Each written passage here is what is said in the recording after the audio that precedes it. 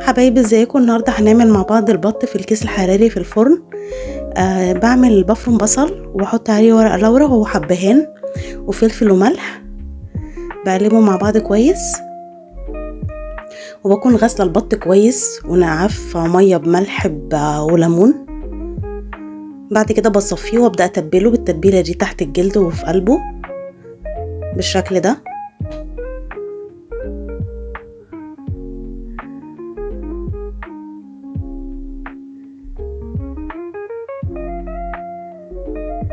بزود له الفلفل شويه،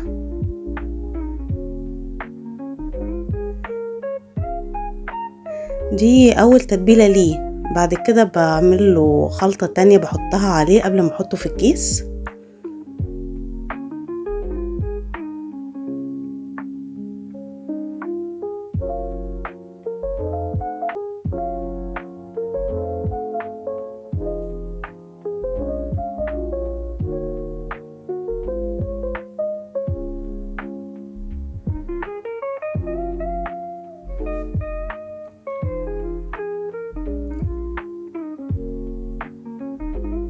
بنتبله ونسيبه بقى شوية، ممكن تسيبيه ساعتين 3، بس بصراحة انا كنت مستعجلة شوية فتبلته بالبصل، وبعدها على طول حطيت التتبيلة التانية ودخلته الفرن. كنت حاليا مولعة عليه بقالي حوالي ربع ساعة عشان يسخن قبل ما ادخل البط عليه. حطيت زبدة وملح وفلفل، وهحط صلصة بتديله لون حلو قوي، واحط حبة خل،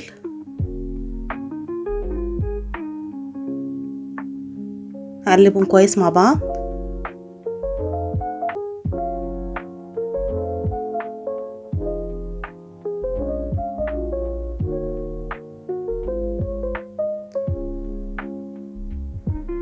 تمام كده، هجهز بقى الاكياس بتاعتي. انا جايب اكياس حجمها كبير شوية،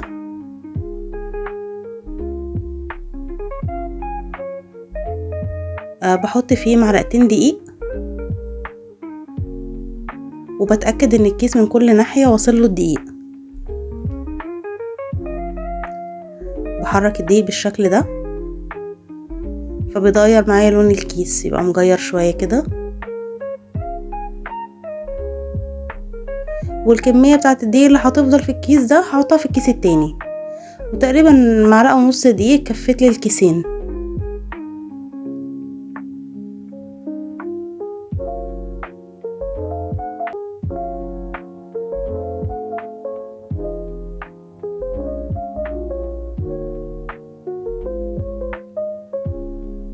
كده اول كيس اتعمل، وهعمل الكيس التاني بنفس الطريقة.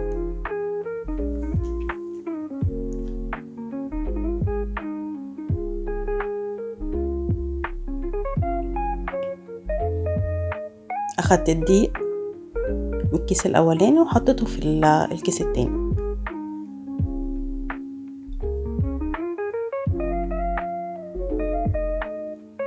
وبنفس الطريقة احرك الدقيق. خلاص كده خلصنا الكيسين. يلا بقى نتبل البط بتاعنا بالتتبيلة التانية. بدلكه كويس واحط التتبيلة برضو تحت الجلد.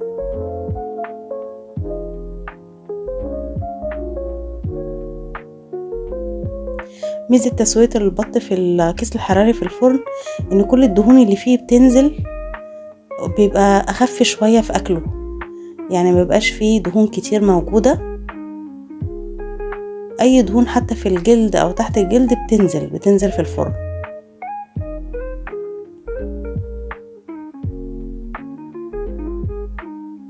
وبصراحة بيبقى احسن من التحمير في الزبدة او كده.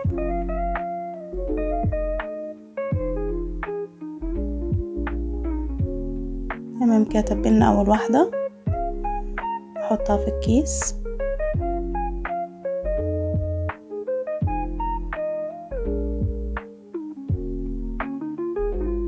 يلا نعمل التانية.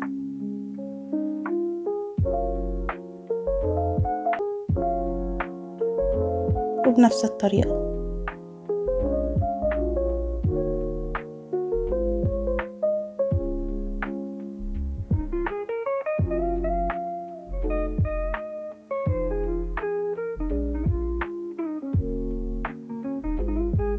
نقلبها ونعمل الظهر.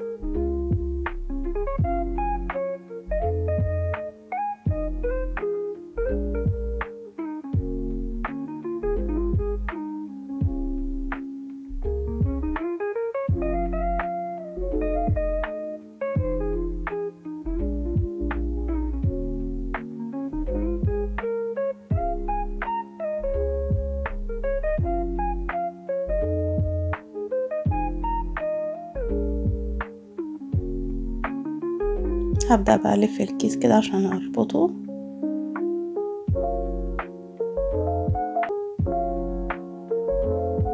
تمام كده، وبتني الكيس لتحت، نربط الكيس التاني.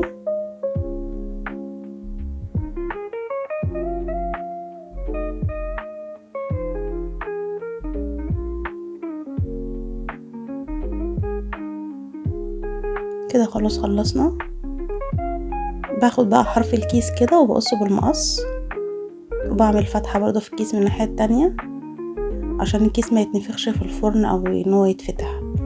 انا اخدت معايا تقريبا ساعة ونص، بس في الاخر خالص نزلتها في اخر رف في الفرن عشان كنت مستعجلة وولعت الشواية.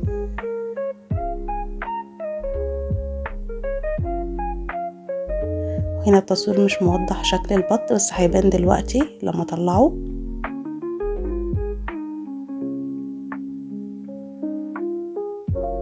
بالشكل ده مستوي حلو جدا.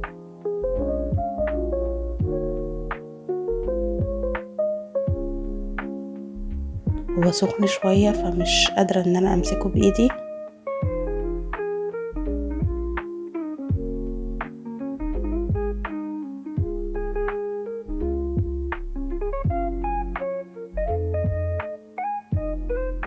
ده كده الشكل النهائي.